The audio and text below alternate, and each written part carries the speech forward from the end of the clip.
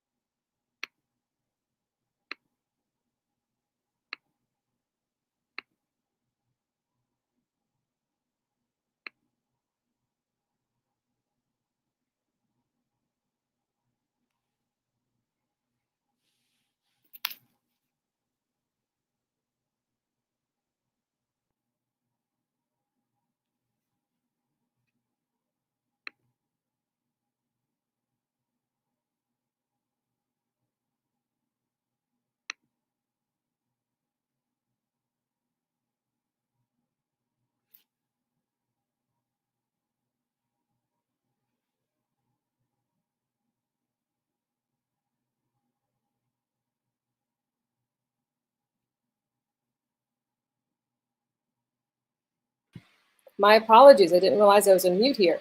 So Yes. I do apologize. So I want to welcome you all. My apologies. I'm Annette Groves, founder CEO of Church Ascent. I went on and went on and went on. Didn't realize I was on mute there. Technical challenges there. So we're an organization focused on providing pastors and leaders with strategies and solutions that will help them grow their ministries. And we're so happy to have each of you today. Today, we have a powerful 2-hour information-packed event focused on surviving and thriving during times of pandemic. If you know a pastor or leader that has been experiencing challenges with keeping their ministries running or paying expenses or even determining how to even congregate and reach their members, take a moment right now and invite them to this live stream event. You don't want to miss the information that we're going to share today, and I want to go ahead and just introduce you to 2 of our guests. I have with me first Pastor Ron Pulliam. He's Vice President of Denominational Relations with Gimplify. Pastor Ron, thank you so much for being on. Good morning. Thank you for having me. Thank you. I had my screen blocked, so I couldn't see any of your faces. I do apologize here. I also have Apostle Buddy Crum. He's Senior Pastor of the Life Center located right here in Atlanta, Georgia. Apostle Buddy, he's my pastor. So glad to have you. I think you're on mute here. God bless you. All right. Okay, well, let's talk about why we're here. We're here because we don't want to see another church close because of the impacts of any pandemic. I don't know about you, but 2020 has been a year, unprecedented year, with events, some highs and lows. When it comes to ministry, COVID-19 swept in, ultimately altering the way we do church, the way we minister, the way we touch people. It forced many of us to learn new technology, even figure out new ways to ultimately touch people while keeping 6 feet apart.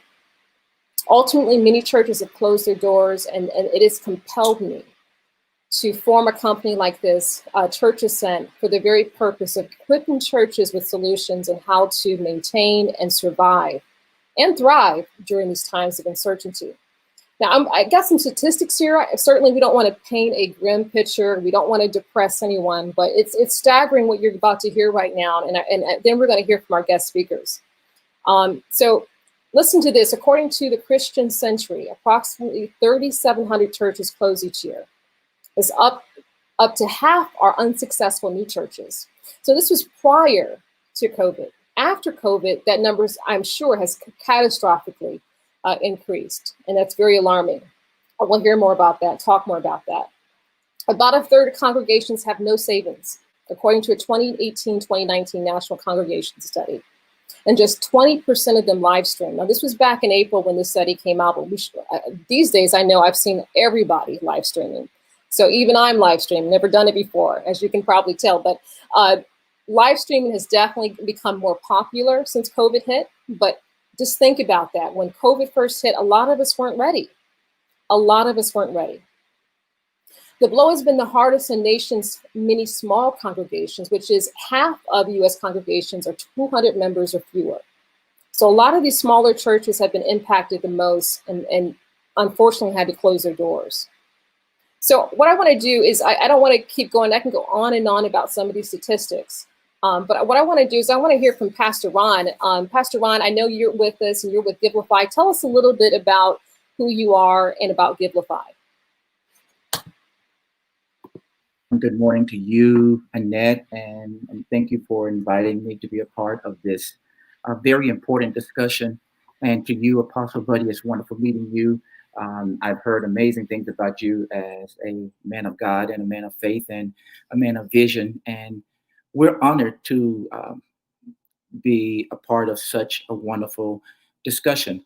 Givelify. Givelify simply means giving simplified. It is a form of giving that was developed by our company in 2013.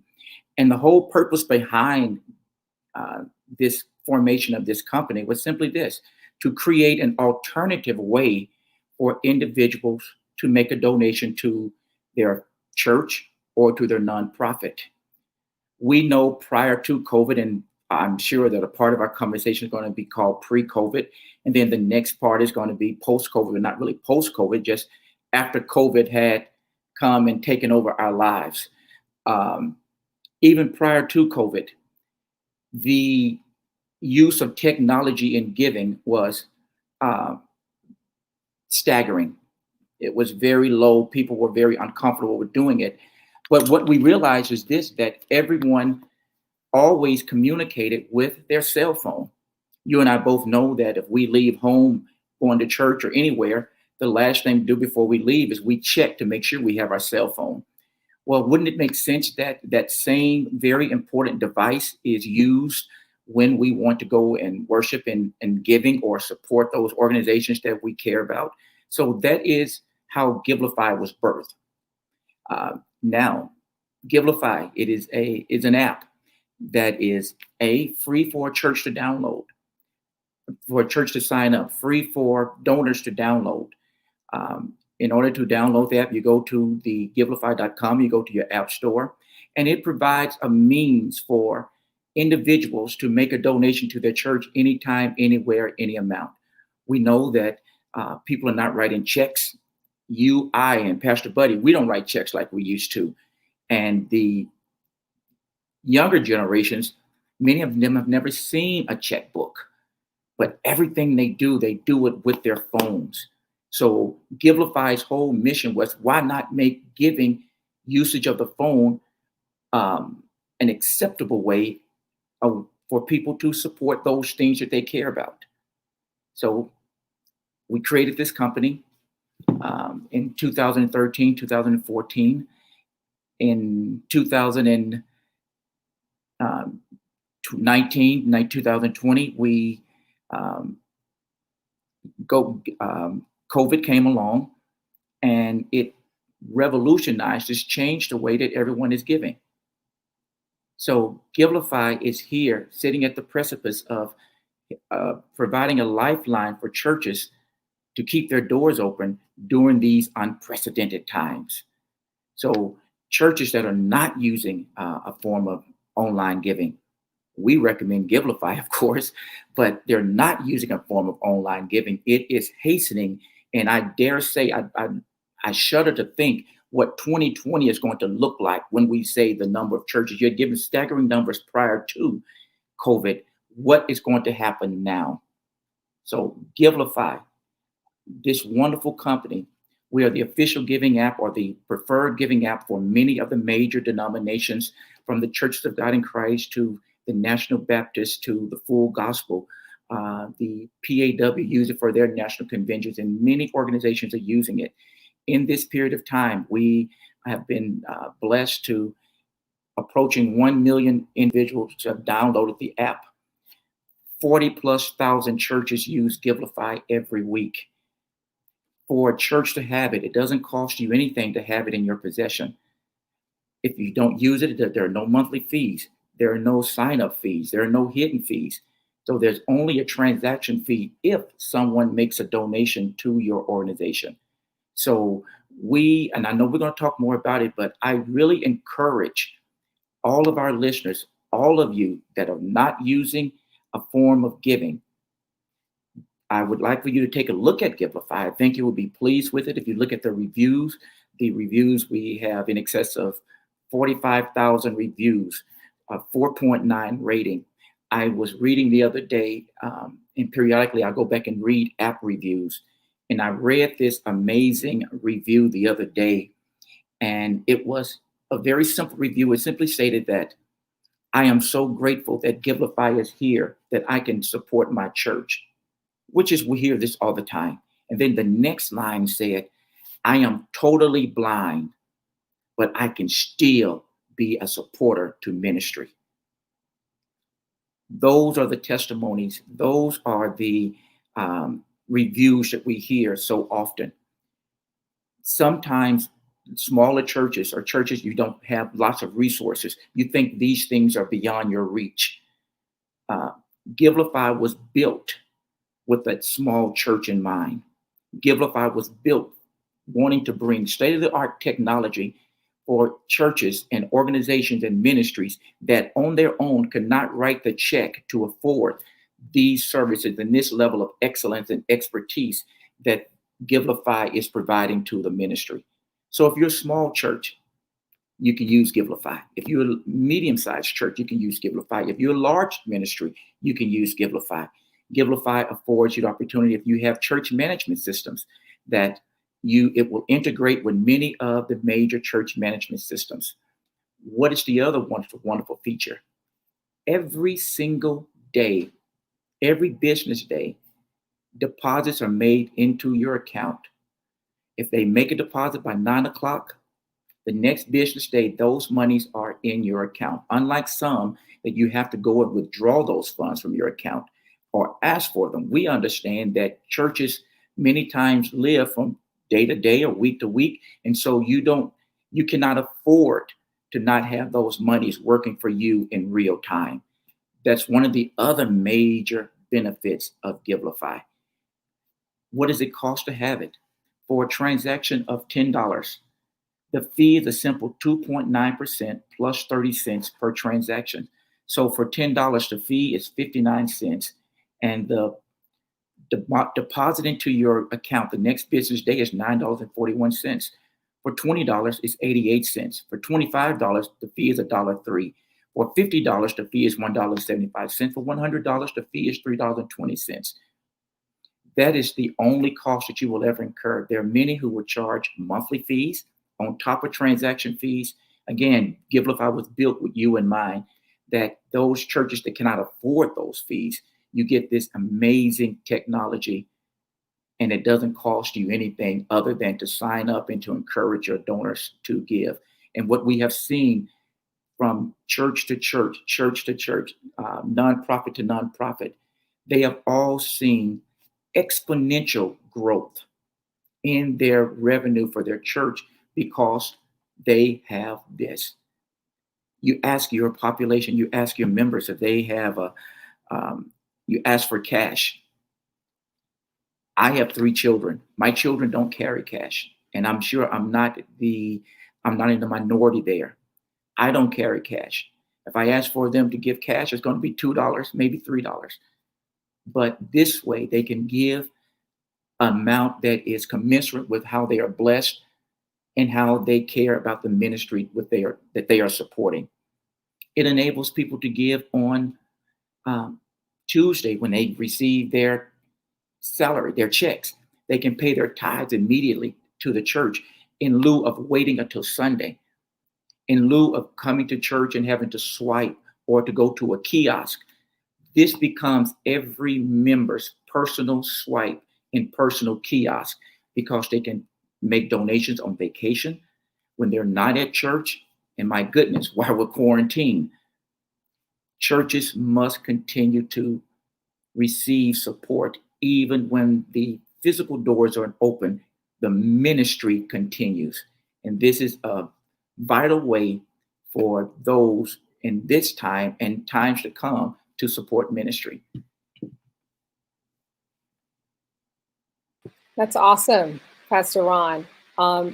So we're going to talk about some of the solutions that basically today can be leveraged by Gimplify. And I've used Gimplify for a few churches already thus far, just getting in, and it's been a great experience. So I love that it's free, love that it's easy, user-friendly, and churches can start basically taking online payments today. So which brings me to our first solution that we want to talk about. The Church Ascent has packaged in a digital kit, providing step-by-step instructions, is called Microgiving. Microgiving is all about leveraging small amounts of money or gifts from members of your church. Now, pastors can do this. So oftentimes, let me just kind of go back, oftentimes just historically in my years of being in church, when we're trying to raise money, oftentimes we go after larger amounts of money. So how many can stand with me with $1,000? You know, I'm sure if you've been in many services like that. And certainly I'm not trying to knock the way we give, but in times of pandemic, there is a power that can be accessed using leverage. Leverage says, why not go after small amounts that 85 to 95% of people can participate in versus large amounts that only 1 or 2% of your congregants can participate in. And the way we're using microgiving within Church Ascent, or at least showing pastors and leaders on how to leverage, is allow churches the ability, your members, to utilize small pocket giving reoccurring. So I'm going to show you a quick diagram of what I'm talking about so this makes sense. So each of our churches here, you have members that can give $25, $100, $250, and some that can give way more than that.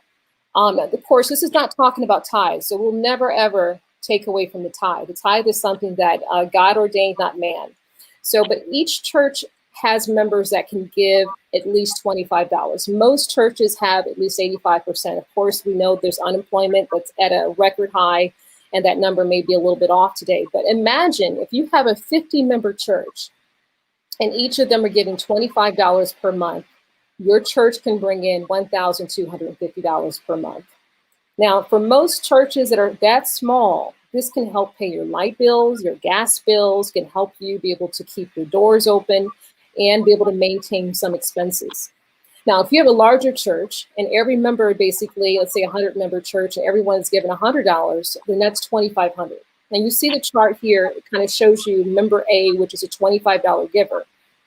Now, why this is powerful is because it's a reoccurring payment. Now, Gimplify allows your churches using the Gimplify platform. I don't know if Ron hit on this, but I believe you can do, I know you can do this, reoccurring payments. Yes, I want to hit on that. Yes. We do provide recurring payments, recurring gifts, and you can set them up and piggybacking on what you're talking about there, Annette, with the recurring gifts, you can create gifts and how you want those to come out on a monthly basis, bi-weekly basis. So it takes away the planning or trying to remember to make a donation to that church. It becomes a part of your budget to support ministry. Not only can you do recurring giving, you can also send memos to your church, to your pastor, to the ministry staff from in memory of, asking for prayer, etc. But what I do like about the micro giving, you're absolutely right, that many times we're looking for that large gift. But what we have found is the large gift only happens once.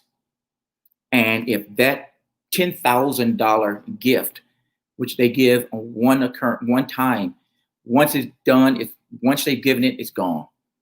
Or if they choose not to give it, you have lost a large gift. But through micro giving, through smaller donations on a consistent basis, you can have that same 100 people donate $100 and you still have that $10,000. And if one of them drop off, then you have $9,000 versus if that one $10,000 donor drops off, you're left with nothing. I sometimes use the analogy that in the Bible, Apostle Buddy, God used a fish, one big whale, to go and get Jonah. But then when he was feeding the children, when he was feeding the followers, he used 2 fish and 5 loaves and fed a lot more. So what I look at the one fish taking care of Jonah, but with those small micro, he was able to do a lot more and to assist a lot more people. So with the micro, smaller donations, committed on a regular basis, fitting within a person's budget, and during these economic times, we believe that giving is still the conduit for your blessings, your support, your convictions, whatever those means. Why we give, we don't suspend it, we continue it, and this is the bridge that you're talking about, and that enables churches to survive if we all can contribute on this consistent basis. And churches will see the fruit of the gifts by using a product such as Gimplify to help them meeting their financial needs on a monthly basis to meet their budgets. Absolutely. I want to pull Pastor Apostle Buddy in just a moment here, but I just to hit on what you said. You think about Genesis, when Joseph basically had the dream. Joseph, God gave him a strategy, and the strategy was basically to pull a fifth of everything that the earth yielded and store that up for 7 years during the times of famine. Amen. And this is kind of the mentality that our churches have to be in today. We have to shift from basically acquiring mode to conservation mode. We have to start storing up, so that we're never in a situation where we have to close our doors. So I believe that once we start using micro giving and different things like that, that we're going to talk about some other solutions today on this call. Once we have a reserve of funds, we need to be very careful on how we use those funds. Certainly store them up. Certainly try to seek ways to reduce your debt to income ratio so that your expenses are very low, because we don't know what's going to happen in the future. You know, we're looking at the virus impacts right now that's devastating. The news is constant. Every day you're hearing 2 million people infected. You're hearing thousands are dead, and the number may go up. So we don't know. There's different states saying, hey, we don't want churches to assemble at all. I even heard one governor said he didn't even want churches to assemble in their homes. Now, of course, I don't believe they can do that, but we never know what we're going up against. And we do have an enemy that's wanting to silence the voice of the church. So it's important that we're thinking strategically. We're being very conscious of our spending and being very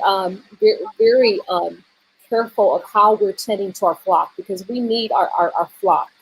That's what the church is all about.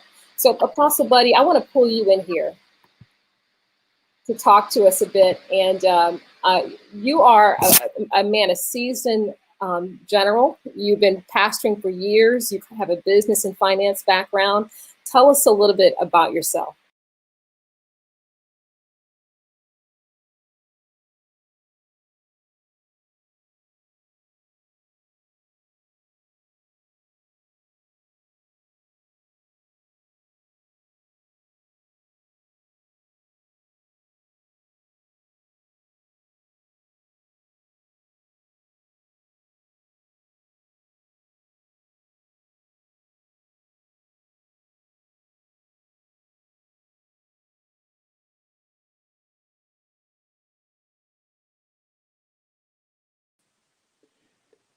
Can you hear me?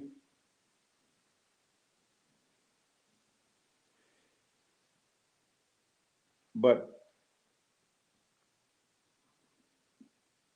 anyway, going back to habit, habit is the way that we establish things. And not only does it teach us people the discipline of doing something consistently, it allows people to have an understanding or a comfort, if you will, that their church is providing a reserve fund. So many churches don't believe that they should be a reserve fund, but they should, and it's important. And the church members take comfort in that. So it's an opportunity to express that you're thinking long term and you're a good steward. I'm so thankful for the whole idea of virtual giving, virtual being able to meet together virtually like this one. And so it is definitely to be a new way. When we first started receiving giving that way, and I was so used to seeing the Sunday giving years ago, and it started diminishing, but the electronic giving increased substantially. And now, of course, it's totally reversed. Most of the giving is electronically. and the other is not. They're very much is given in the basket, as we call it.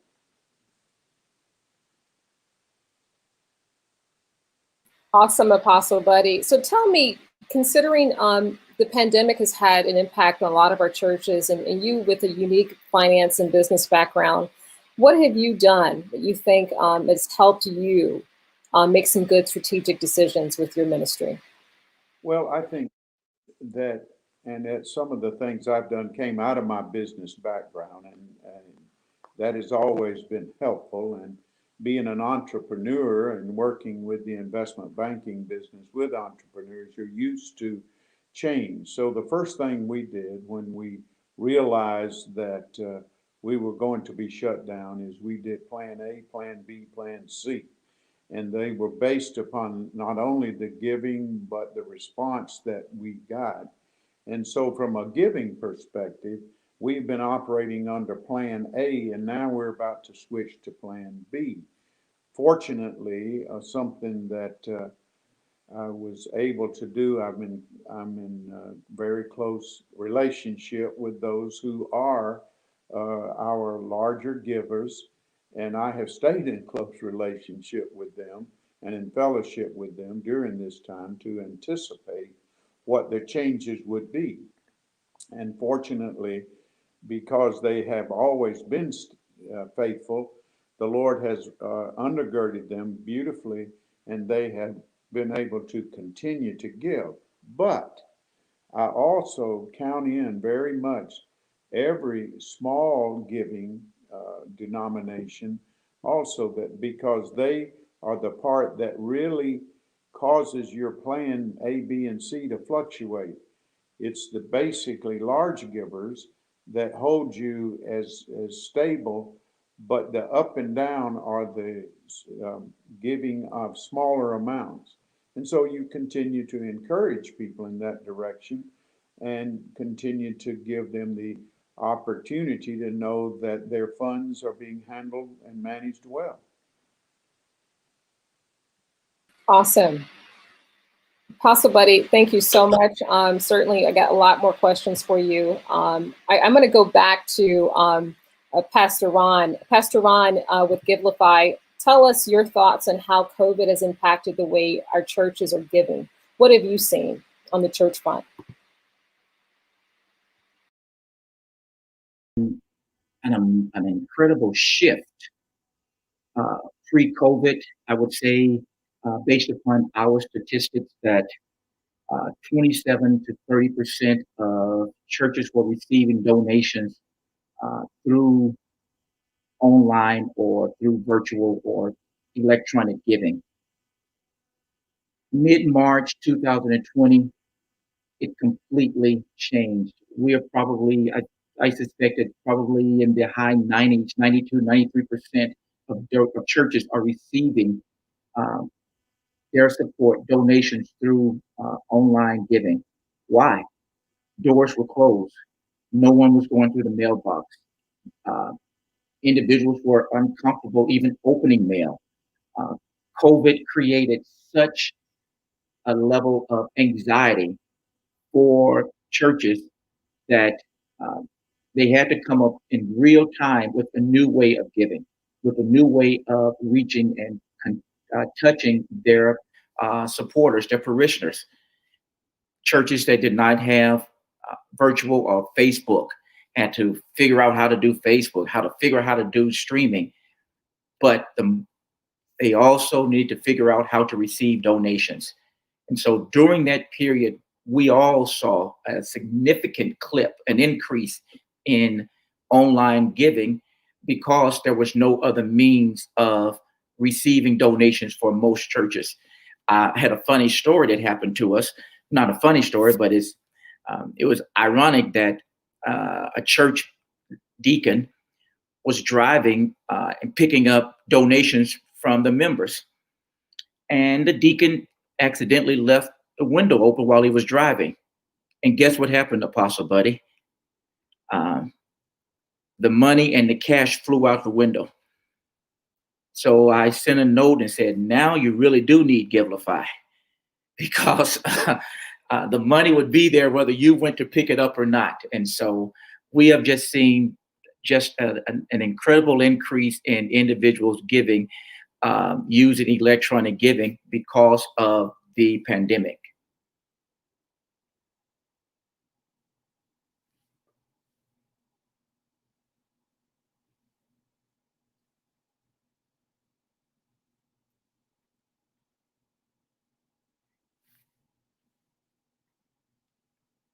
Excuse me, Annette. I believe that you're muted. Thank you. I want to talk about the next piece here that is so important to me. It's really going to help churches achieve self-sufficiency. And that is called our job center. It's about basically turning your church into a resource center. And what we mean by that, one of the statistics I didn't go through, but I want to go through it really quickly. It's according to a Pew Research Center, the Pew Research Center. Unemployment rose higher in 3 months of COVID-19 than it did in the two years of the Great Depression. Now that's staggering. And when we talk about self-sufficiency, oftentimes it's tied to our churches, and we talked about giving, being able to give. And if unemployment is high in our churches, I mean, how are we going to keep our doors open? How are we going to be able to do the work of the ministry? Because it requires resources. What we're trying to propose with Church Ascent is that there is an opportunity here to be able to reduce the unemployment within your own church. Now, how do you do that? Now, I want to show you something really quick. Within every church, there are full-time, contract, part-time, freelance positions. Everything that we can even think of is within our house. Everybody is an employer. How is that? I have a 16-year-old daughter. She gets an allowance each week. She's afforded the opportunity to get her nails done, which means she can employ a person to provide her a service, right, in exchange for her giving that money. So what am I saying here? I'm saying there's jobs that are within our church. About maybe 4 years ago, when this current administration took office, one of the biggest things I heard, and even before them, is that we need to keep our jobs American. We need not to always outsource our jobs to other countries. So what we're trying to do is get pastors and leaders to think this way when it comes to their own church. So I pay $140 per month for lawn care services. Yes, and in Georgia, it's a huge, huge booming market. For other states, it may not be very big, but why not allow someone in my church who's been unemployed to take that job opportunity? Many of us ladies get our hair done every other week or every week for some of us, but we have cosmetologists in our churches. We have contractors that can paint within our churches. Instacart became a booming business earlier this year. And why they became a booming business? Because people didn't want to go to the grocery stores to get their groceries. So what they did was they called Instacart and had their groceries delivered to them. Why not take that job away from Instacart and give it to a member of your church? This fundamental practice to me is so simple. All it requires is a platform. And how do we do that? What Church Ascent allows you to do, at least shows you how to do, is leverage your own tools, your own website, or free websites that are available or at a very low cost to create your own resource center where you can post requisitions and allow your members to bid on those requisitions. Why is this so important? Because it reduces the unemployment rate within your church. I was at a conference, a meeting about 3 months ago, and I spoke before a bunch of bishops. So one of the things I heard was that since COVID has hit, mental health issues are at a record high. Why? Because they're unemployed. Yes, unemployment is a part of it. Also, all the negativity in the news, all the things that's going on, the uncertainty. And so people don't know what their future is going to hold. Of course, as faith-filled believers, we know we have a future. We know that our future is secure. But many people cannot handle a lot of the catastrophic things that have been going on. And so unemployment is also a huge contributor into mental health. And we know it's a huge factor in divorce rates. So what we're trying to propose is that pastors have a real opportunity. Leverage the resources that are within your church. Everyone is an employer. If you have any form of income, of course, for those that are employed, you have an opportunity to funnel those jobs back to someone in your church. So instead of calling Uber and Lyft, call someone down the street, Brother Smith, who's got a car that's running that can run you to and fro for an expense. See, the fundamental aspect of this is quite simple. So Pastor Ron and Apostle Buddy, I'm going to pull you in. I want to get your thoughts on this a little bit, because I know unemployment has been high. It's been impacting our churches and people.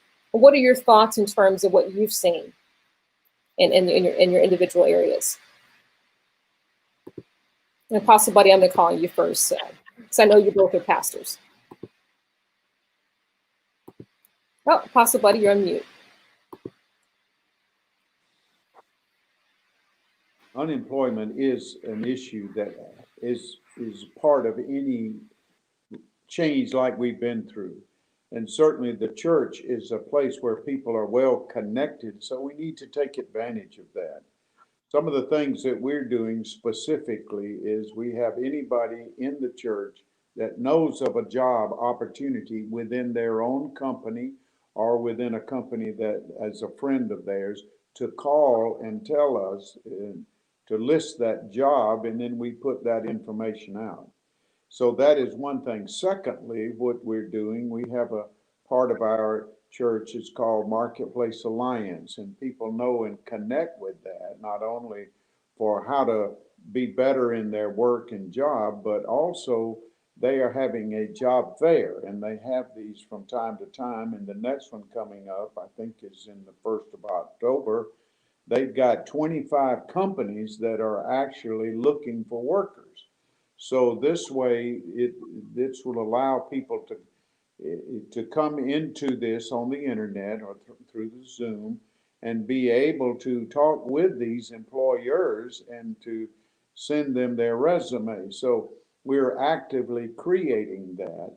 And we have, like I say, people that are set up just to be able to spread the news of here's a place, a company that's hiring, here's a company that is specifically looking for this person, and that information is a constant flow, and it's worked. We've been able to find a number of jobs for people that need one, and even at best, there's always the difficulty. I do think the fact that our government has helped us in this time with the $600 a week that was going to people. I think that has no longer is operating, so that could mean a bigger situation. If I could parenthetically put something in and to say, Pastor Ron, this is a little bit, but if you'll allow me just quickly, is that in the giving, some people we discovered, particularly the older folk, like I am and others, that they like to give that envelope. So we found out there were quite a few that still want to put the money in the envelope and mailing in.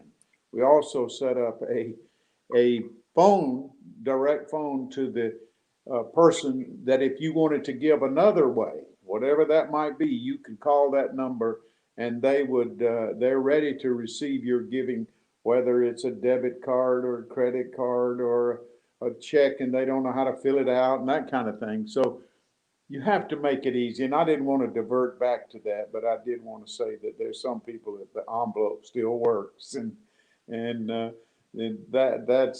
is a fact. Mostly the older folk, as I agree with you. But back to the unemployment, it is like I say, we hope that we've seen the worst, but it's going to be difficult. You mentioned something that I just heard about this term marketplace, maybe, I don't know, a couple of years ago, but can you just kind of explain, Apostle Buddy, what marketplace means? Well, I can, and I'm glad to. We find that the church, what we are always working with, is have the church come together and to be not segmented as family, church, jobs, social, and every area of our life, and to be able to bring them into unity. And we have, like I say, in our Marketplace Alliance, we are taking biblical principles that we know work in the marketplace or in the workplace, however you want to define it, and teach people how to operate in these basic principles, and then how to start their own company and how to grow their own company, and all based on the biblical principles. And we start with a basic study called Much More Than a Job, and we build from there out. But marketplace means that I believe, and we're with my business background, and God called me out of business, and it was quite a, honestly, it was I won't say a shock, but it was a surprise because I enjoyed business and was educated in it and had a degree of success in it. But what I found was that what had worked for me in the workplace marketplace was the fact that I understood and operated in biblical principles. So I brought that into the church, and we started teaching people that would come to our church, and particularly entrepreneurs, and teach them how to grow their business and start their business. But if we can, there's much wealth in the world. There's much wealth in our country. But we've got to know how to move that wealth to the people within our churches so that they can prosper. And it's through teaching, association, mentoring, connecting, just like we talked about the jobs connecting, a system that allows people to gain knowledge and contacts to know how to do that. And as we were talking about giving, the discipline of giving is the key to investing or building your business. The habit of putting first things first, keeping the main thing, and to be consistent in your delivery of whatever it is, whether it's your money, your employees, or whatever you do, do it consistently and with discipline and habit. So that's a little bit about. Awesome, Apostle Buddy. Pastor Ron, I want to hear from you. Like, tell me, what are the things that small churches, medium and large churches should consider? I mean, what are your thoughts on what we're talking about right now in terms of giving, even the future? What churches should consider, just piggybacking off the question regarding the employment status, and um, and many of our churches, many people in our community, they've experienced downsizing, unemployment. Their lives have changed. Um, one of the most important things that people must remember is never give up. That we have enough. You have the strength that even during the most difficult times, never, ever, ever, ever, ever give up. Don't stop. If you have to retrain yourself, to reposition yourself, to go back and start over again, never give up, because uh, things are going to get better, and that that trial is only a stepping stone for greatness that is before you. I look at and I'm going to go back to Gimplify. When I look at Gimplify, I look the fact that when we first started the company, that there were no investors that were willing to invest in Gimplify. No one thought that this company would ever make it, that it would ever survive. And during this journey, started with no employees and now up to 80 employees. So there was a dream, there was a vision, and not allowing nothing to kill your vision, to stop you. If there is just a flicker of an idea inside your heart, don't let it die. Don't let it be doused by discouragement, by naysayers, by the economy, whatever it might be. You have to keep striving. That is the most important thing when it comes to difficult times, because we will probably see more challenges.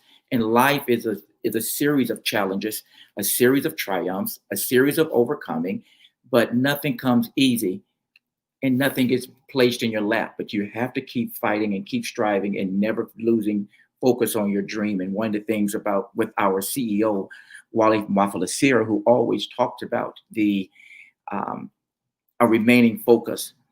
And he would use this. We would talk about plan A. And he said, I don't have a plan B. My plan A is going to work. And you have to remember, your plan A is going to work. No matter what, your plan A will work. If God gave you that vision, gave you that dream, you're going to make it, and you will make it. So now, what was your question again?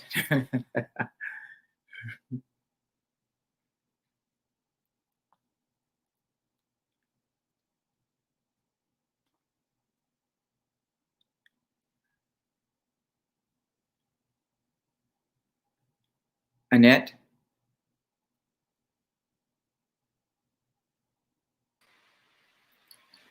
Pastor Ron, can you hear me? I'm not on mute. Yes, I can hear you now. Okay, perfect. And we're having technology, I tell you. Yes. And that's another thing. Technology, I mean, it's forcing us to really confront technology. I mean, a lot of us are using all kinds of platforms and things that we weren't accustomed to using. So I know that dynamic has changed quite a bit. So Pastor Ron, just I guess what I'm asking is related to just the church size. Does that change at all? Does a church's posture change based upon the size? So what are things for churches to consider when they're small, medium, and large? What I believe that churches should consider is understanding your focus and understanding your call and your mission. Your mission does not change because of the circumstances. And for the small church, for the medium church, Gimplify affords the opportunity to connect with all sizes of sorts of churches. But what churches must do now, more than anything else, is help their supporters understand their mission.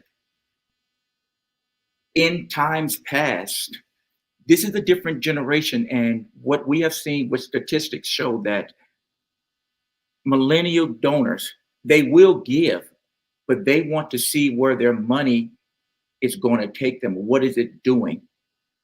In the old days, in times past, forgive me for saying the old days, in times past, we would throw money in the air. Today, our members, parishioners, supporters want to see where that money is landing. What good is it doing in the community? How are we impacting the lives of others? No longer are we able to just allow people to ingratiate themselves. But when I am sowing, when I'm giving, when I'm supporting, how are the funds I'm giving? What difference is it making in the lives of others? Are you feeding the hungry? Are you educating? Are you providing GED? Are you providing job skills and job training? Helping with those who are incarcerated, helping them transition out. So more than anything else, I think it's all about accountability, whether you're the large church or the small church. And it's much easier for smaller churches. It is more than just receiving money, but it's how we are reinvesting those monies and putting monies into the community and helping others. And I think that is the biggest thing that I see right now is the accountability piece and how are the monies and how are funds helping others other than just what we might do internally.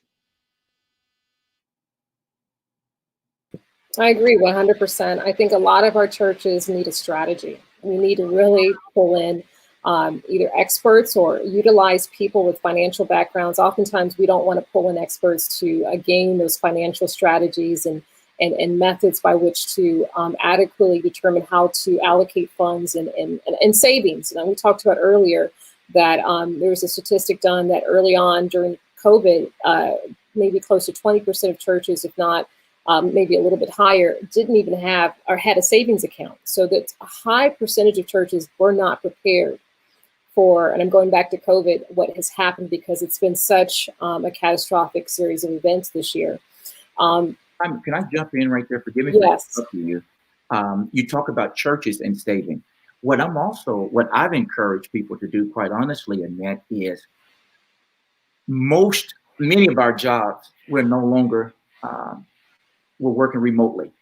We're not driving to the office, so we're not having the expense of parking, having the expense of gas, having the expense of buying work clothes. So, for many who are still working, so if you say that unemployment is 10%, that's high, but there's 90% that is employed. So there's still a lot of people working, but our expense load that comes with work preparation has changed tremendously. So if I was once working in an office and I would drive to work and I was spending $150 a month on gas, and now I'm working from home, save that money. I was spending $150 on clothes, save that money. And so there are ways that we can increase our savings and discipline. My goodness, now um, for church, you're not coming to church, so you're not buying church clothes. You were once in the choir and you wore a choir robe, and now you just wearing a robe and watching service. Save those monies, and you will find that um, monies that you were once spending that are once allocated for a certain purpose, that since you're home, you're not spending those monies. Save them. Don't waste it or allow your the anxieties to necessarily make you overly shop with Amazon or become too convenient and things just delivered to the door. We have to have a financial strategic savings plan for ourselves, because if the church does not have funds, then perhaps the members are not being good stewards with their funds as well. So I think it is incumbent upon all of us to take this opportunity to recalibrate. What are we doing? How can we do things differently? Because if we come out of COVID, if we come out of this like this dark season and we go back to doing things the way we were doing pre-COVID, shame on all of us. I agree. And I want to go back to just what I said earlier, Pastor Ron and Apostle Buddy. We talked about Joseph. Again, Joseph basically took a fifth of everything the earth yielded. And it was critical that that strategy, God dropped that strategy on that man, because he didn't, we wouldn't be here. Many of us wouldn't be here today. I mean, a whole nation would have been wiped out. So, it's imperative that we're thinking and we understand the times that we're in. I think a lot of us don't understand the times that we're in. A lot of us are really comfortable. We're doing a lot of different things, and none of us are thinking about conservation. We need to have reserves. We need to have reserves where we have money stored up. And I'm going to be bold enough to say that I don't think all of our money should be in a bank, but that's just me. I think FDIC basically secures 250,000. But my point is that we need to be very strategic, because we don't know what's coming. And there's a lot of things happening in the world today. And I think our pastors need to definitely have a reserve, have multiple streams, and taking the excess that they have, once the giving starts coming in, you start utilizing the microgiving and the different techniques we're talking about. Start to have a reserve, put your money away, really begin to simplify, reduce your debt to income ratio, which is going to be really huge. Get early payoff incentives, reduce your interest rate. So these are things that we're emphasizing, because we don't want the enemy to completely cripple the church and not allow us to keep our functionings, are the things that we have to do going. So Apostle Buddy, I want to pull you in again.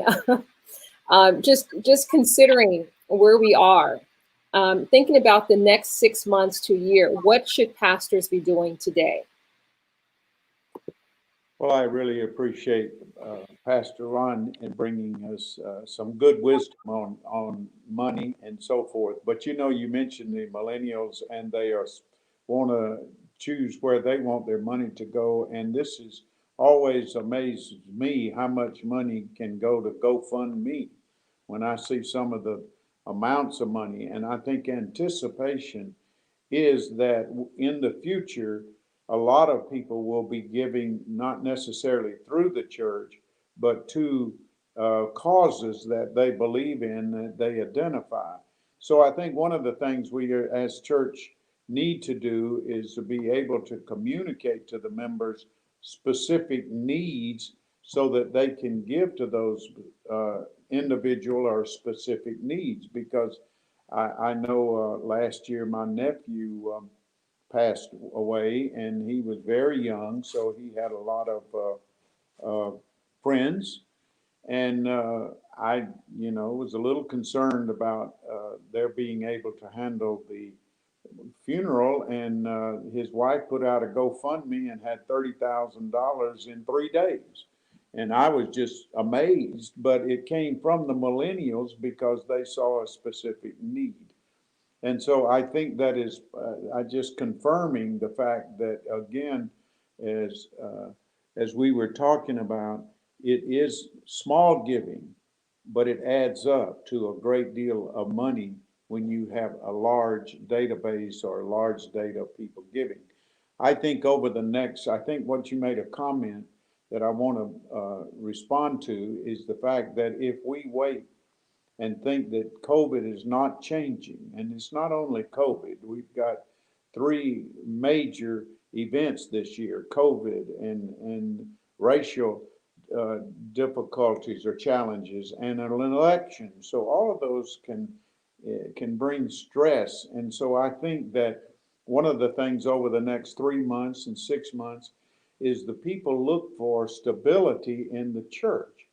Change is difficult for people, and to be under some of the most stressful times we may have ever experienced.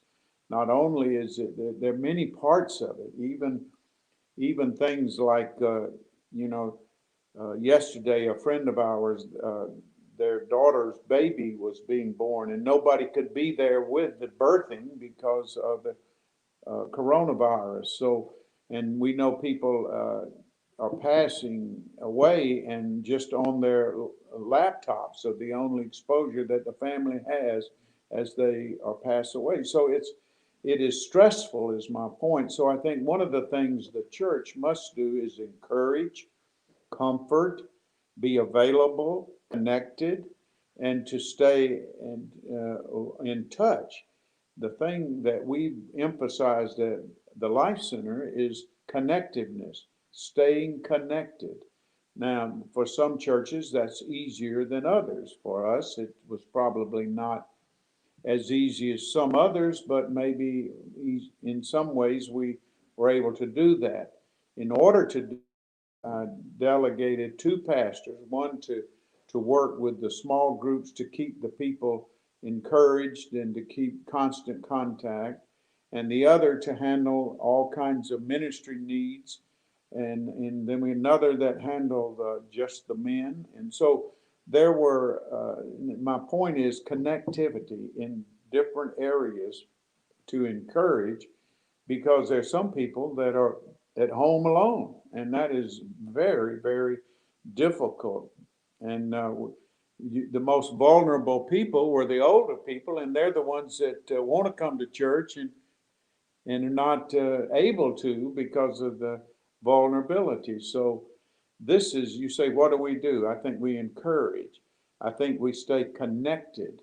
I think we try to emphasize, as Pastor Ron has done, encouragement and to continue forward, but also to be able to minister through prayer, through whatever their need may be, if it's in counseling and prayer and being staying in touch. I think that that is what the church is supposed to do. But in addition, like I say, we're constantly circulating leads on jobs and designating people. And this is a good time, by the way, to bring in your influencers in your church, within your church. We have something to our members every day, at least once or twice a day, from people that they relate to in the church, whether they're on staff or whether they're just members or elders. But they're putting out a 5 to 7 to 8 minute video every day. So every day there's something. I do mine on Wednesday, and it's encouraging the people. And this is primarily for our membership that we do this, and to keep that connected, that touch, and then keep them informed as best we can of the positive, because there's so much negative that's amplified. We still seem to specialize in bad news, but there's some good news, and there's some good things that need to be taught and given. I think that's probably enough, Annette, on that, unless you want me to keep going. No, that's awesome, Apostle Buddy. Thank you so much. We're going to go ahead and take a quick commercial break. We have some exciting things coming up, and certainly I want to go ahead and give some time to that. So we'll be right back in a couple minutes. Thank you so much for tuning in to this event, Surviving and Thriving During Times of Pandemic. In times of pandemic, when the way we assemble to worship is threatened, God always has solutions to every problem. Church Ascent is proud to present its Sustenance Model 1.0. This digital kit is a step-by-step guide that will equip pastors and leaders with the solutions needed to become self-sufficient. In this kit, you'll learn all about microgiving. You'll also learn how to reduce your church's unemployment rate. We can show you how the power of small groups can be leveraged. So what are you waiting for?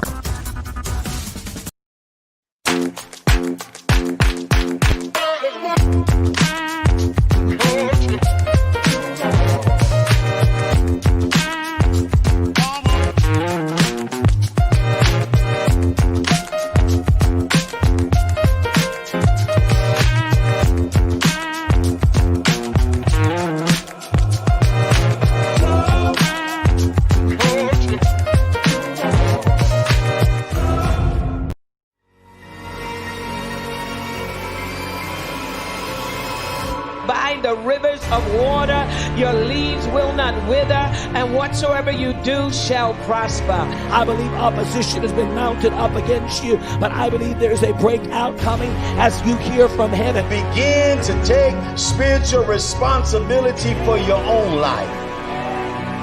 But we're going to see some great and mighty things in God. There's going to be moves of God coming. God died so you could live a life of abundance. He's given you joy. The joy of the Lord is your strength. If we are who we say we are as the people of God, there has to be moments where the word of God comes alive.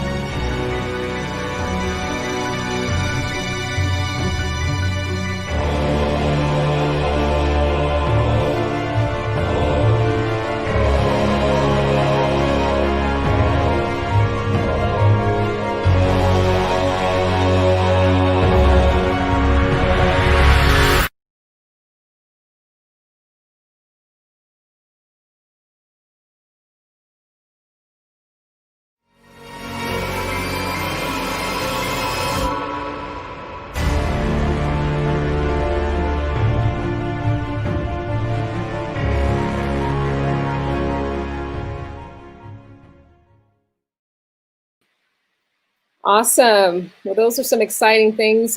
Gimplify, certainly the Life Center, awesome church, awesome ministry, and certainly Gimplify, an awesome platform that I'm hoping many of you, if you haven't already signed up for Gimplify, please do so.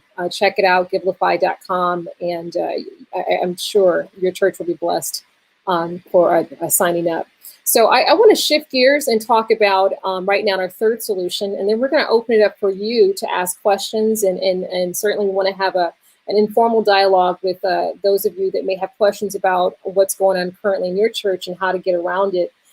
So we're here to really just kind of provide solutions and help you feel that, hey, you're not in this alone too. God has a way of escape.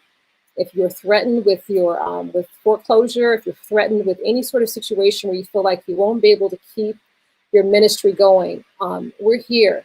God always has a ram in the bush. He always has a solution, and we want to make sure that you're equipped with that. So again, all three of these solutions are packaged in our Church Ascent Sustenance Package Model 1.0, and this digital kit is a step-by-step guide to show you how to fully implement these solutions. So there's templates, there's step-by-step guides, there's everything you need to be fully proficient in implementing these things that we talked about, microgiving. You have Gimplify as a platform that you can leverage to utilize microgiving in your church. So if you're not already set up with a digital platform, definitely try Gimplify. And you can start micro streaming or microgiving right away. Also, the Career Center that we talked about earlier, allowing your church to be self-sufficient by reducing the unemployment rate. And reducing the unemployment rate meaning locate your employers and then locate your unemployed and determine a way, a platform, utilizing your own website or a free platform to provide a requisition or a place for you to post those job opportunities. So this is all about allowing your unemployment rate to be tackled and reduced. And once your unemployment rate is reduced, people can give. They can give back to the microgiving. They can give their tithes. So it's very important that our churches are equipped with solutions that they're implementing that are smart and that's going to help them become self-sufficient. We can't rely on the government. We can't rely on bailouts. We can't rely on loans and things like that. We have to be strategic, and God gives us the tools. You know, we think about the prophet Elijah when he went to the woman's house that had a son that was getting ready to be taken into slavery because she didn't know how to pay her debts. And he said, the solution is in your house. You have all this oil. Use the oil. So in your house, you have everything you need to survive. You have really everything within your grasp. And so all we have to do and all we're trying to do is show you how to leverage it. Leverage what you have. So the third thing I want to talk about is, this is addressing an issue that I'm hearing more and more. Many of our churches, when COVID first hit, and certainly just not too long ago when California closed all of our churches and said, hey, we don't want any churches to assemble. And many states were in the same predicament. But I thought to myself, okay, how will churches assemble at all? You know, you got 500 members, 300 members, you can't do multiple services on a Sunday, not 10 or 20. You know, it's just not sustainable. And what came to us, and we believe it was God-given because it's something that's not new, small groups. Small groups is a way to effectively be able to have your church assemble in small pockets. And why small groups are so important, because like I said earlier, a lot of pastors are reporting high mental health issues that could be attributed to loss of a job or just the negativity around what's going on in COVID. But we find that when people are not able to connect, when people are not able to reach out to somebody and talk to them, Apostle Buddy talked about earlier that, you know, a child was given birth, but yet the family couldn't be around. You know, when scenarios like this are happening, people do become mentally disturbed. They become sad, depressed. They feel lonely, a sense of separation anxiety when they're not able to see each other on Sundays. And for many of us, our Sunday services, when we assemble, is a lifeline. It helps us get through the week. So what do? I believe small groups is God's solution. I can think of a church out in Korea, one of the largest churches at one point that had 1 million members. When the Holy Spirit released or showed the pastor how to implement small groups, and it caused the church to grow leaps and bounds to where it was some years ago with well over 1 million members. And how they did it was basically leveraging small groups and being able to put the right leaders in place to run these in your homes. Now, we have a step-by-step guide that will show you how to do it. There's many churches that have done it, have seen tremendous success. I know in some churches, one of the negative things that I've heard that people have been fearful of is, what if I implement a small group and someone goes and takes my members and start a church? Well, it's certainly something we can understand, but there's ways to mitigate that. There's ways to prevent that from happening. One of the first things you should do is be very careful in who you put in leadership. Being very mindful, not that everyone that can minister is not necessarily called to lead a flock. So being very strategic on who you put over your flock is super critical. Also, meeting with your leaders on a weekly basis. Always monitor and check what they're doing, how things are being done, and give them the lesson that they can give back to your members. And what happens is, not only does this confront people that feel lonely and feel like they can't connect with someone from the church, it combats that. And also, you can receive gifts from those that may not be technology savvy. So a lot of our senior citizens, and I heard Apostle Buddy said this earlier, some of our youth still like to give currency that folds. So if that's the case, you can't do it if you can't assemble all in the church. And we notice sometimes when people are not kind of out of sight, out of mind, when people are not physically in church, they tend to not want to give as much. Small groups allows you to collect from all. It can collect from the senior citizen, again, that may not know what Gimplify is or have ever used a cell phone. And then you can also collect from those who prefer to not do things electronically. But in addition to that, you're allowing people to feel a sense of family, to be connected, to receive that congregational feel without being in a big, large setting. Now, this will not substitute, of course, you going to church entirely, but this will help you be able to keep your members engaged, keep them connected, keep them rooted, and keep them fed so they don't fall away and get distracted by the things of this world. So I want to first bring this up because I think it's really important that we understand that small groups, if it's done correctly, you can eliminate and reduce rogue churches. I call them rogue churches when people go off and take your members from a small group. But it's important to look at this because this is a solution I believe that's going to allow our churches to assemble in the event we ever face another situation where we cannot congregate in the volumes and numbers that we're accustomed to. So Apostle Buddy, Pastor Ron, I'm going to pull you both in. Any thoughts? I know Apostle Buddy, you're familiar with small groups. I know you've seen them before. So what are your thoughts on small groups? Well, I think small groups have been the core success of churches and church growth.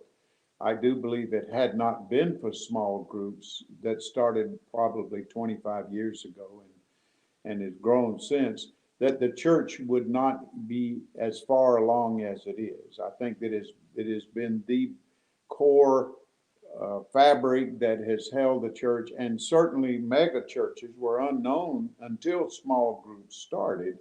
And because of small groups, they were able to grow to be mega churches. And if you look at most mega churches, they all have a good small group built into the fabric of the church.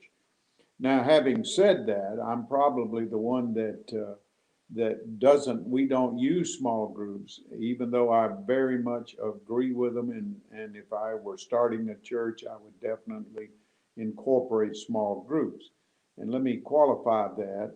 When we began as a ministry, not as a church. And we did not know we would have a church. We thought that our calling was ministry, and primarily to introduce the prophetic ministry 30 years ago.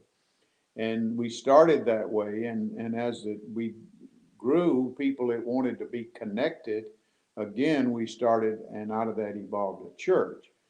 And the church, the way we operate as far as connectedness, if you want to call it small group, is when every month as what we call new members come in, we work with them for a year. We, believe it or not, that most people leave the church 90 days after they join, within 90 days after they join, because they can call it buyer's remorse. But oftentimes people feel that when they make that big decision, that things are going to be different, and they don't reach out and actively engage.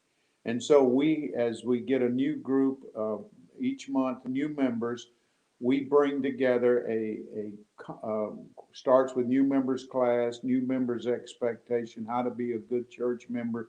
That is a small group. That's usually from about 15 to 20 people. And they work, they have someone that oversees them and then someone that works with them for a year. And then after a year, they have areas within the church that they want to be active. It may be the prophetic at deliverance, it may be the school of miracles, it may be marketplace. And each of these work as, I guess you call it, more like an affinity group than a small group. And so that has been our way to keep connected more by function than by small group teaching and ministry. And but I definitely encourage small groups. If we had started as a church, we would probably have had more emphasis on small groups, and we did when we first started the church. We had small groups, but people were so involved in their training and in their activation in a particular area of specialty. And that you know this, that we're a church of many ministries within our church. I don't know of another church that has as many people that have their own ministry like yourself. But and we encourage that because that's where they want to put their attention and passion. So we try to build up more of them as leaders, and so that they can reach more people. And because of that, it allows us to be involved in every area of society, if you will. We have sex trafficking prevention programs. We have people working with the unemployed. We have people working within the school systems, going to the schools. But the point is that's their passion. And their passion is to be able to be change agents in an area where their passion is. And so that becomes a means for connectiveness or small groups. They come together within their own passion. And I tell our staff all the time, we have to have passion for people with precision. And we have to not allow ourselves to spend time on things that are distraction, but on things that edify and strengthen and train people and get them active in where their passion is.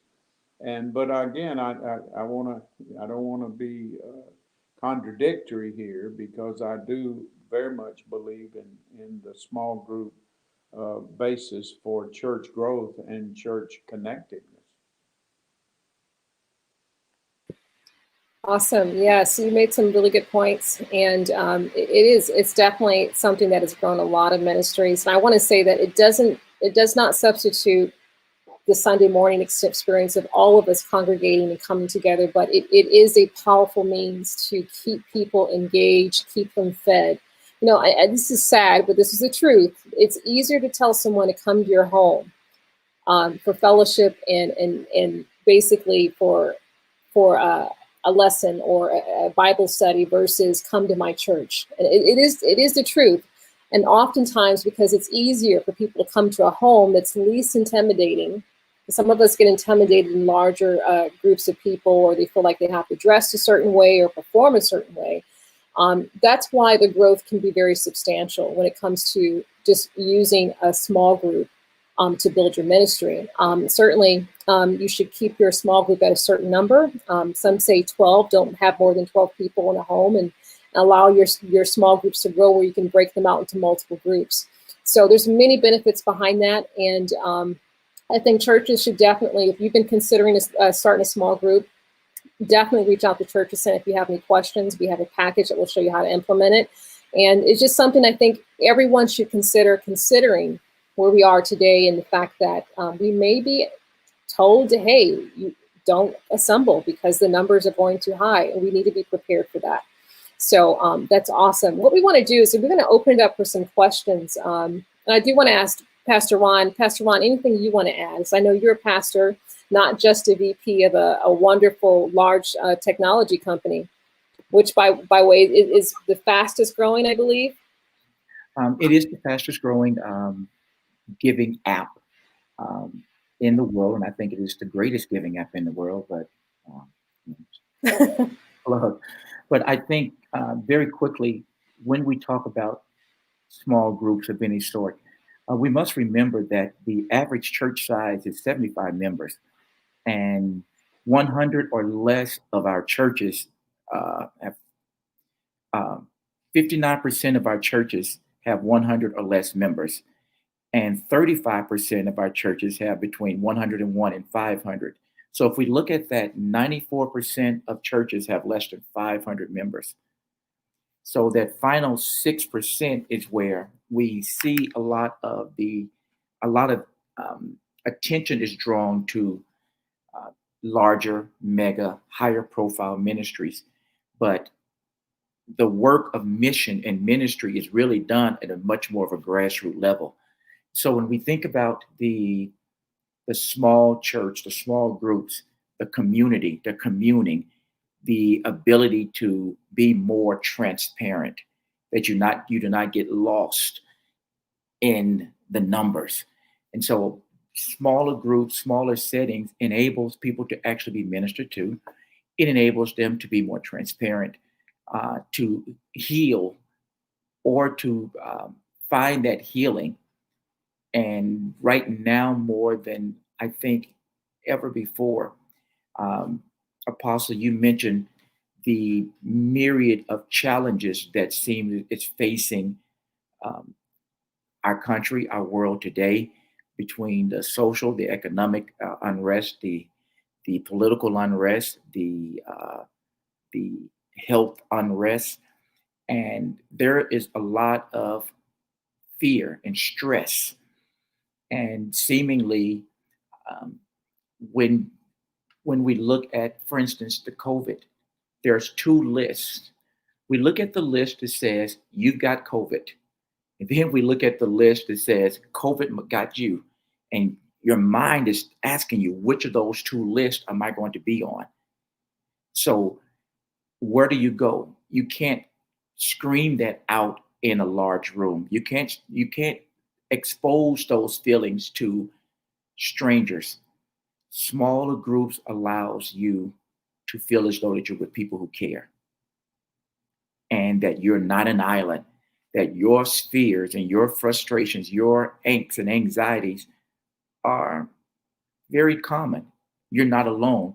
And sometimes the adage, misery loves company, but I'm not sure if misery loves company, but you love to know that you're not the only one who's feeling certain things. And there's strength in knowing that my feelings are not that out of the ordinary. And there's a loving group of people who's going to help me get through it. And we help one of us go through these cycles together. So I do appreciate uh, the smaller groups, the community, the communing, the nurturing that it does afford. It does afford people, especially during these really difficult times that, you know, it's Labor Day coming up, and parents are questioning, should I send my children to school or should I opt for homeschooling? There's a lot that's happening. And fortunately, the church, the religious community, the faith-based community, and the social community is there to help people navigate through these very challenging times.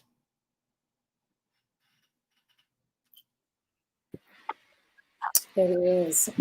I want to say, even though this platform is for pastors and leaders, I think it's for everyone. We're talking about things that impacts every single person. It impacts the person in the pew and the person on the pulpit.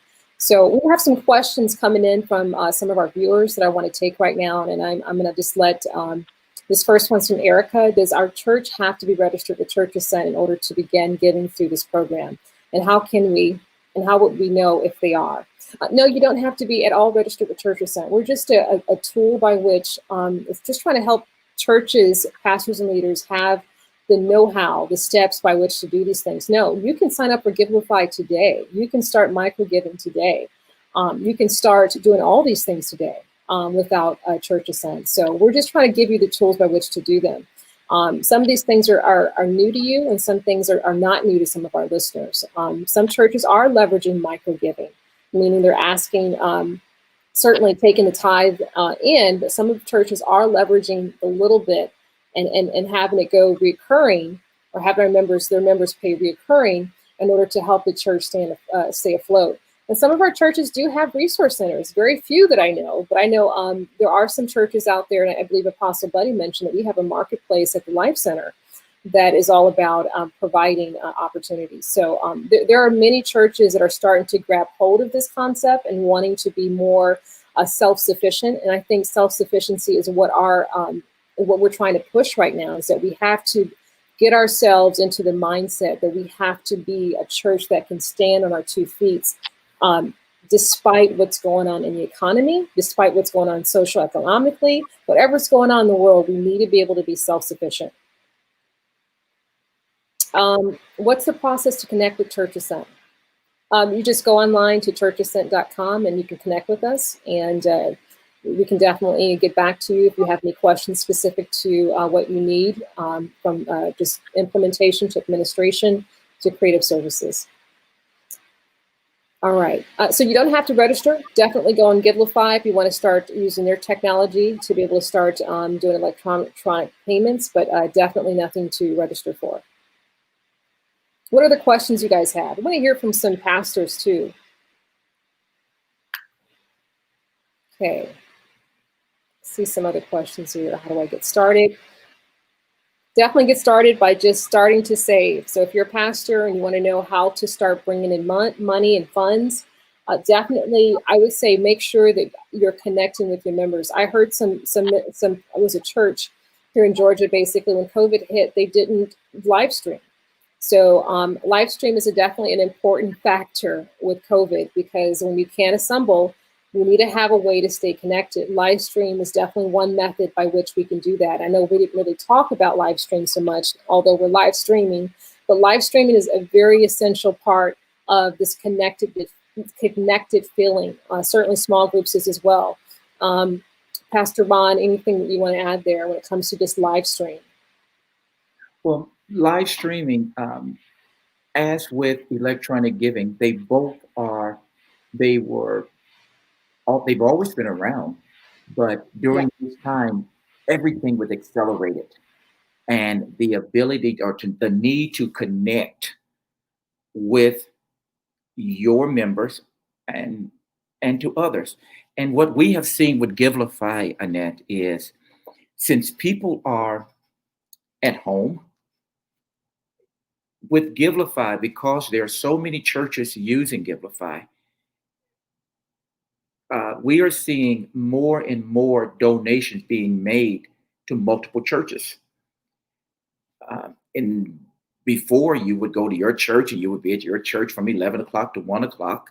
But now, since many churches are live streaming, you're home and you're just going through your Facebook or however you look for churches, and you're going from large church, small church, your fantasy church, your high profile church. And we have seen an exponential growth in donations being made to multiple churches using Gimplify. And I say to churches, if you are using another platform, you can still consider, or you still should consider, adding Gimplify to your platform. Why? Because you talked about many different streams of revenue from a business standpoint. Well, right now, you need to open as many streams as possible of receiving donations. And Gimplify can be one of those streams if you are in a contract or you're bound by some form of an arrangement. You can add Gimplify as a part of your giving options for those members, and for those who are watching you from wherever they might be.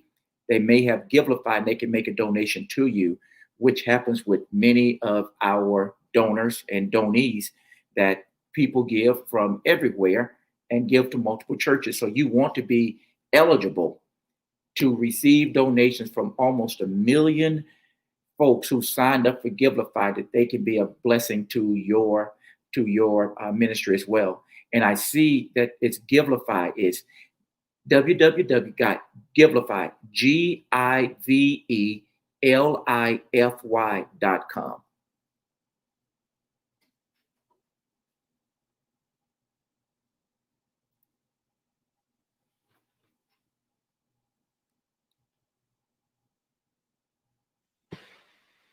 Awesome. We had to correct that. So yeah, it's not Life, it's Gimplify.com. So definitely go on Gimplify.com and get set up with their platform. Like I said, it's a great platform.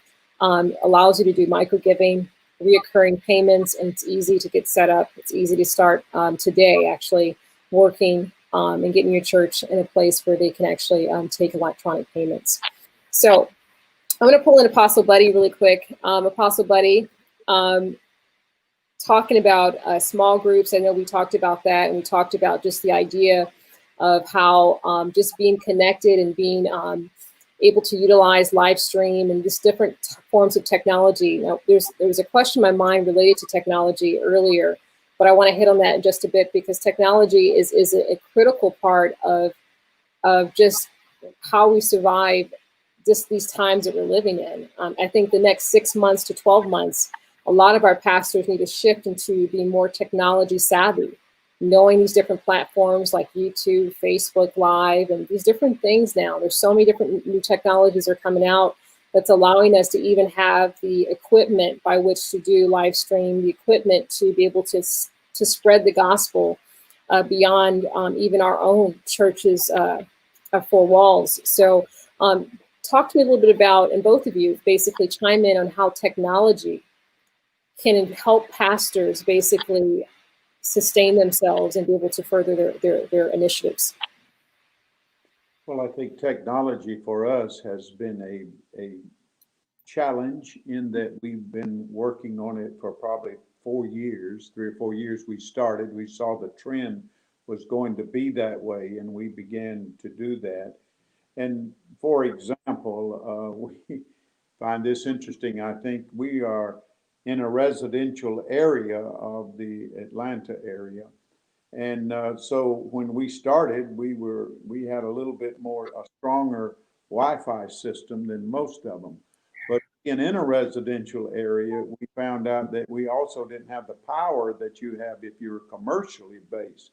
So we had to really gear up, and we stayed on some of the providers to get us stronger service. We got the stronger service, then all the neighbors hooked in on it. That's right. that was better than their Wi-Fi. So we had to eliminate our neighbors from being part of it because they were community Wi-Fi. That's a new ministry. But it's a constant, it is something that is changing, and you have to have somebody that obviously knows the business to help you with it. If you have to stay on that, and we are fortunate to have people that are good at that. But you have all kinds of issues. The power itself, be sure that if it goes out, we even have a backup system now that can continue to pick up where one leaves off, the other one can pick up like a power generator. And then you also have to have volunteers. That's always a challenge also. And particularly right now when you have COVID, volunteers are difficult because they don't want to come and be part of the church system. So, but we're always going to have challenges. I don't want to be negative. I think we can overcome them, and we will. But it is a way of the future. It's not of the future, it's now. And the quality of your transmission makes a big difference. It's to be consistent. People will watch you unless you go off the air for a blink, and then they will switch off, as Pastor Ron was saying, and go catch another church or go catch another situation. Now, we do have services on Sunday, but we don't encourage people to come. And we're there, and we say, now, please tune in on the internet. If you feel any reluctance at all to come, we don't encourage them. And we try to keep too many from coming, if you will allow me to say it that way, but to definitely tune in. We have probably 50, 60 people every Sunday. But the reason we have service is so that people will feel that are watching that they are in church. They're not watching an old video or one that I preached 2 years ago or a year ago, even though it might be good, but to speak to issues that are current, to stay relevant to where we are, and let the praise and worship and ministry. Now for us, and I would talk about this when you are designing your services or what you are doing, it's what I call pivot. People have to learn to pivot. And pivot means you have to be willing to change direction. The same old won't do. And then, I say pivot to vector. And vector is what Pastor Ron was talking about a while ago. When you have a plan A that you stay with, that is your vision. That's where you're headed. But you have an immediate plan. It's like taking a snapshot or watching a video. The snapshot says, this is where I am right now. The video says this as a moving, ongoing, this is the way it'll be. So we have to stick to our strength. look at your strength. Where am I strong? What do we do? What do people expect from us? Now, from us at the Life Center, they expect ministry. So after the service, we don't have body ministry or hands-on, but we have prophetic ministry. We talk about a lot of prayer and heavy prayer, and that leads us to deliverance and leads us to giving people words of knowledge and where they are. So our strength is ministry, and that's what we do. If your strength is something else, then you have to do that because that's what people expect from you. Now, pivot means that I cannot keep going in the same direction I was going, and it's like in sports, basketball, you pivot when you're blocked and you can't get beyond it. Now, vectoring means I have to know how to where I go once I pivot. I was a pilot many years ago, many years ago, and when we would come up on storms, they would vector us around them.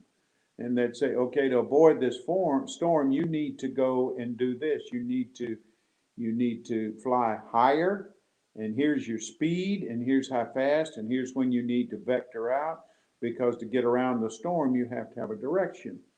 Another example of vectoring would be a football player, a quarterback who throws a pass. How high it goes and the velocity he has to throw it depends on how far it has to go. So get a plan. When we come out of this pandemic, when we get through these issues, what's my new plan? I spend more of my time planning now than I ever have, looking beyond the immediate, the photograph, and looking for the video that's going to take us to the future. And there are many things that are going to change for church in the future in ministry. You're going to see consolidation of churches like we haven't seen before, because there are those that have a gift or an area that they can do well, and then they need to be a part of a church that doesn't happen to do that well, but can do other things well. The with the change with the internet, we know that also buildings are not going to be as important as we thought they were in the past. Every church wanted to build a building as soon as they could. You may be building a studio rather than a building in the future, because the quality of we started this conversation talking about internet, and the quality of your presentation has got to be good. It's got to be effective. It's got to meet the desire that you have for it. And so if you're going to do it, you're going to have good equipment. Fortunately, equipment's not nearly as expensive as it was years ago. There were churches that went on TV, and that was the answer to success. If you're on television, it's very expensive, but it also was made you to be seen. Now there will be many churches that will be on the internet at some level or another, and so we have to get the gospel out with excellence. So excellence is going to be a part, and so I would say, what I'm saying is, be sure that you don't get stopped, and where you are, change is inevitable. Change is constant. We're going to have change. We will always have change, and we have it more than we used to.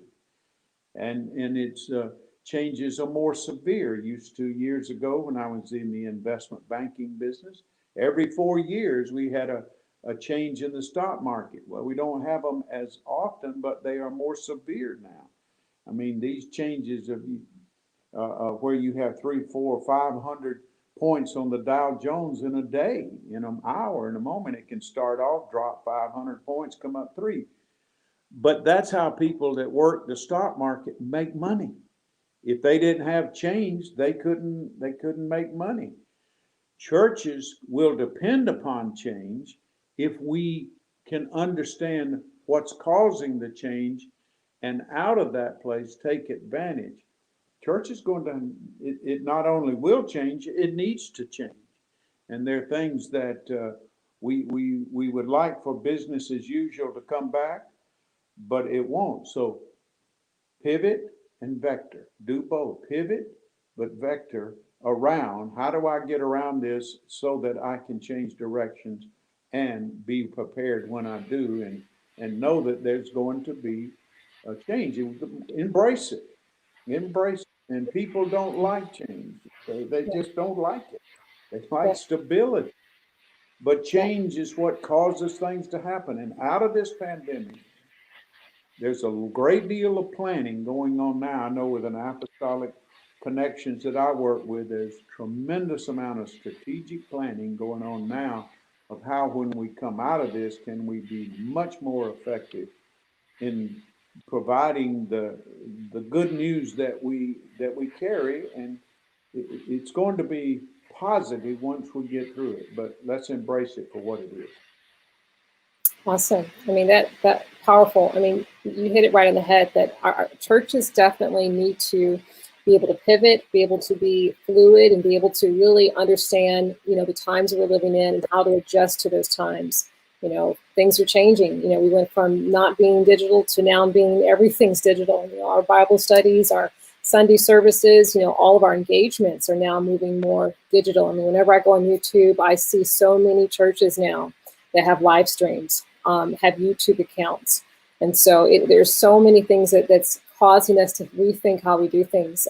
Pastor Ron, I'm going to pull you back in.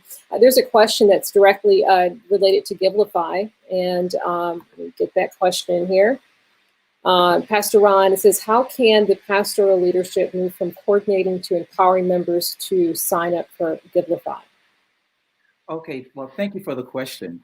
It's very simple. Once your church signs up, you simply go to your members and ask them to download the app. They can go to the Apple Store or the Google Play Store, look for Gimplify and download it. It takes about 5 minutes or less for them to access Gimplify and get it up and running, and they make their church their favorite. So once they download, sign themselves up, they never have to go through the process again. They will provide or a debit or credit card, however they want the monies to come out to go into ministry. And I think I probably failed to let you know, as a church, in order for the church to sign up, it's a very easy, quick 7-minute process. You sign up as you look for your church, you sign up your church, you provide the federal ID number, the bank account information, and the legal liability, and your church is up and running. And you also have the wonderful ability to customize your app to make it reflective of you, who you are as a ministry, and also customize your offering envelopes that will be reflective of the things and the campaigns that you might have within your own particular ministry.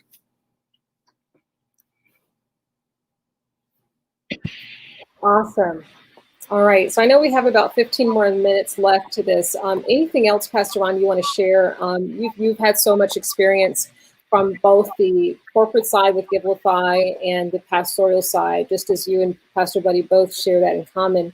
Anything you want to give and say to pastors who are just feel like they're completely without hope or just discouraged and want to give up?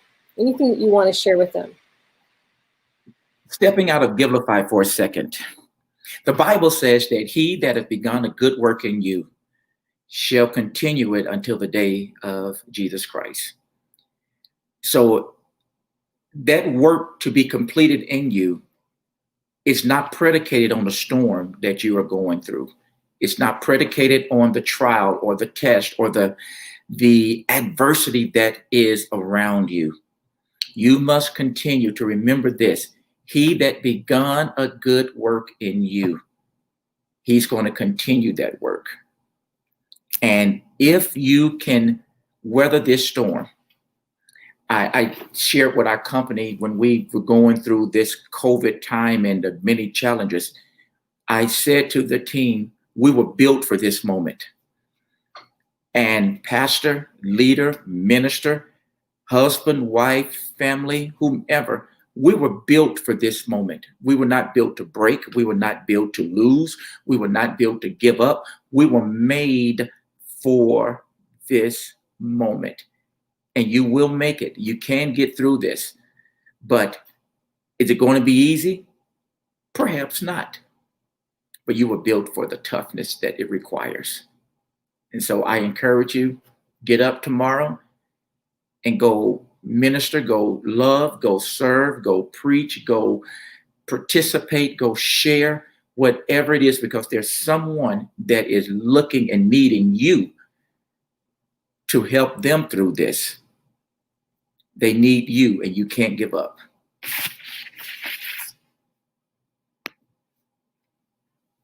Apostle Buddy, I'm going to pull you back into that. Your take too. What would you say to pastors right now? I'm just considering where we are today, and in light of where we are, and just hearing the record numbers of suicides. And of course, this is before COVID hit. But there's been a lot of pastors committing suicide. We heard about one prominent pastor last year.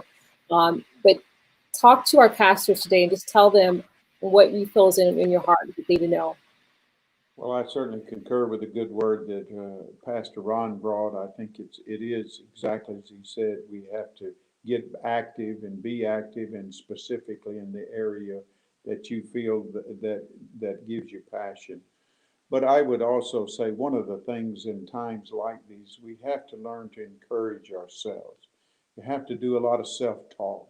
You have to do a lot of praying and openly to the Lord and do it.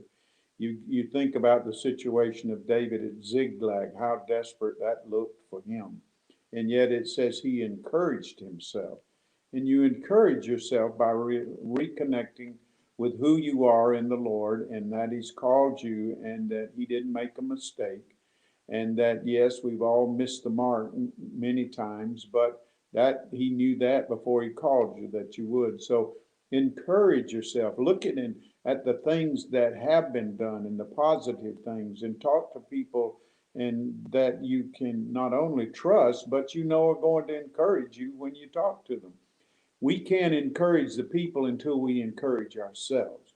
David couldn't change the troops' attitude until he himself got himself encouraged and was able to be an encouragement. And then he started moving, as Pastor Ron has said, he started moving out, doing something that he needed to do. There is a need out there, and sometimes, just like say, if you're a pastor, you call somebody to encourage them, and I've done this so many times where I'll call a member to encourage them, and they end up encouraging me, and they tell me such, they're so appreciative that you called, and they receive your prayer that you have for them, and the more I pray for them, the more it edifies me.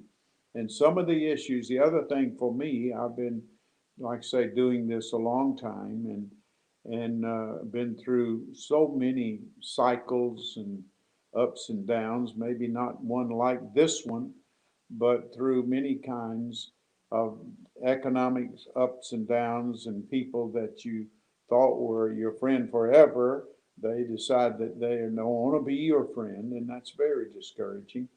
But in all of these things, I do know that and I have to tell myself, at times, this too shall pass, and there are new mercies waiting for me. And so I'm going to be ready, and I'm going to be prepared, because I know God will not forsake me. He will uphold me, and we will get through this. I know that. But I will talk myself into being back in passion and in love with God in such a way that I know that he will bring me through, and we will be successful through this. Let me say that we all know this, but it needs to be reminded sometimes that it's only out of persecution and difficulty that we make the changes that God wants us to make. We should have made, but we weren't in a position. We weren't there. It's like we call the toothpaste test. You don't know what's on the inside until you squeeze it to see what comes out. So we know that through this, and I take sometimes consolation in that, the fact that I know that when I am under the pressure of being creative in this pandemic, I've done not only more planning, but more praying. And, and I've gotten my first love back, so to speak. I really have felt the desire to pray, and not out of survival, but pray for God. I know you've got a great future for us. I know that things are going to be bigger and better. And I just know that I know because I'm close to you and hear it. So I would, I would encourage you to encourage yourself, then be an encouragement to others. Look to the look to the other side, but also look, what do I need to learn while I'm going through this? What adjustments do we need to make? And then stay with people who or mix up your people with those that are edifiers and exhorters, and because you don't want to be just a place that people just can dump on you. If you do, you're going to be pushed down. And be a little more, you want to be sympathetic, but be direct and encourage your people, same way you would have them encourage you. So this is a time we'll come out, and the church, like I say, it needs to change. We need to be more impactful. If you look at the statistics over the last 20 years, we've lost not only membership and attendance, but the morality war, we've lost that. And we've lost in the area of influence and impact. And we've depended upon the government more than we've depended upon God. And we've got to get our focus back again to being a great church, to equip and empower the saints. Get the saints not only encouraged, but don't just leave them there. What are you going to do about this? How are you going to go forward? What's going to change? What you going to do differently? How can we get through this? Let's get through it, because we're going to be better for it when we get through it. But the church has been losing, and God is saying, I'm ready for a change. It's ready for my people who are called by my name to seek my face and to pray and to humble themselves. And then they will hear from heaven, and I will heal their land. We must have our confidence and faith in the fact that there's a reason for all of this that we're going through. Let's don't miss it. Let's learn it. Let's gain it. Let's incorporate it. Let's activate it. And we've got to build our people up, not only that that God loves them and cares about them, but that they have a definite calling on their life. They don't want to miss it. Get equipped, get trained, get empowered, get activated in whatever it is you're doing, because everybody is a minister of the gospel. And I've said that so many times. 2% of the population of the church is in the what we call full-time ministry. But I tell folks, we're all in full-time ministry. So let me encourage you, but let me help equip you. If you're a businessman, let's make you the best that you can be. If you're a worker, let's become the best one that we can be. Whatever you do, do it in excellence, and God will reward that. So I am on my soapbox, okay? No, you're doing good. You're talking good. Pastor Ron, I'm going to give the floor to you. We have about 4 minutes left before we conclude this conference. Anything else you want to say?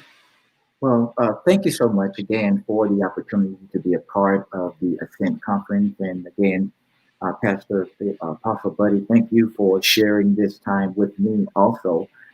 We have to remember that Bill Easton wrote and said, the church is not just one of many organizations competing for a piece of the charitable dollar pie. More and more organizations are competing or needing the support. And 2/3 of all charitable giving is given by people of religious faith. And so as the church looks toward survival financially, we must become more relevant. We must be able to explain our vision and our mission and where the dollars are going to go and the impact that we make in our community or in our space. There was a question that was asked one time, and the question was this: if your church closed in your neighborhood, would anyone miss you? We must become a viable contributor to all aspects. And I think what Pastor Buddy, you talked about earlier, was the holistic addressing all aspects of the life of individuals. The church should be that one-stop shop for addressing the ills, emotional, psychological, financial, spiritual, and occupational in every aspect.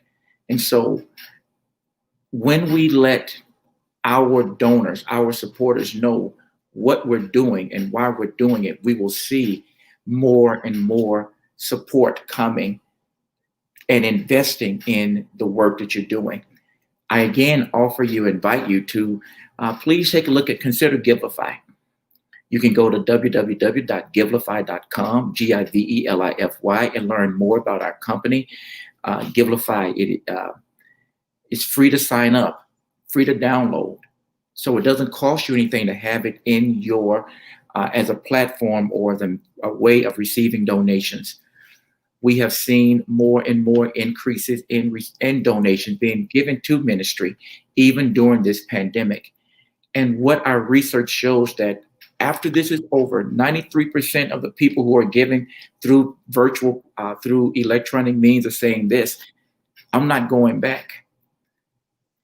I'm not going back to church as usual. I'm not going back to giving as usual. I'm not going back to loving as usual. I'm not going back to anything as usual.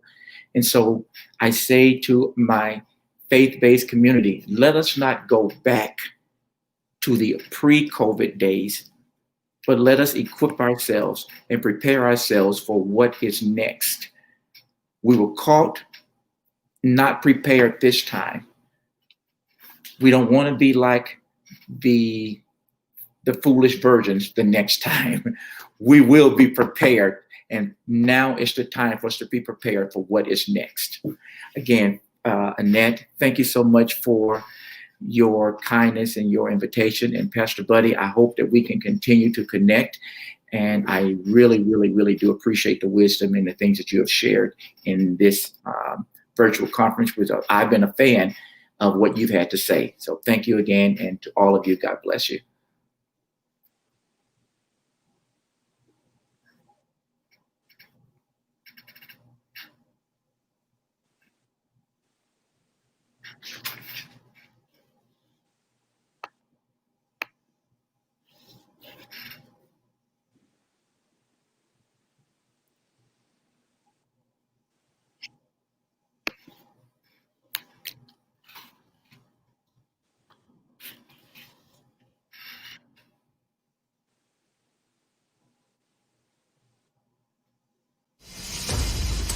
In times of pandemic, when the way we assemble to worship is threatened, God always has solutions to every problem. Church Ascent is proud to present its Sustenance Model 1.0. This digital kit is a step-by-step guide that will equip pastors and leaders with the solutions needed to become self-sufficient.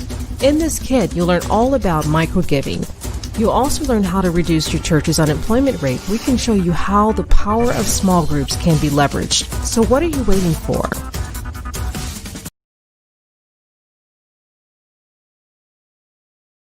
All right, I realized I was on mute again. So I wanted to thank Apostle Buddy and Pastor Ron Pulliam for being on this conference. We hope you've been blessed. We hope that you've heard something that has impacted you. And we just thank God for each and one of you. And again, thank you, Pastor Ron and Apostle Buddy. Thank you so much. We'll see you again.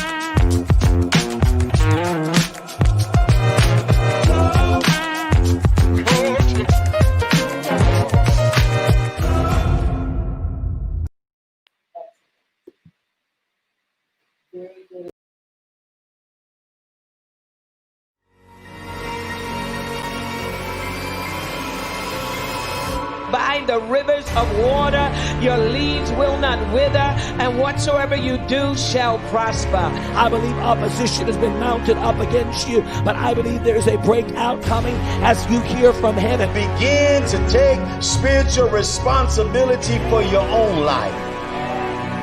But we're going to see some great and mighty things in God. There's going to be moves of God coming. God died so you could live a life of abundance. He's given you joy. The joy of the Lord is your strength. If we are who we say we are as the people of God, there has to be moments where the word of God comes alive.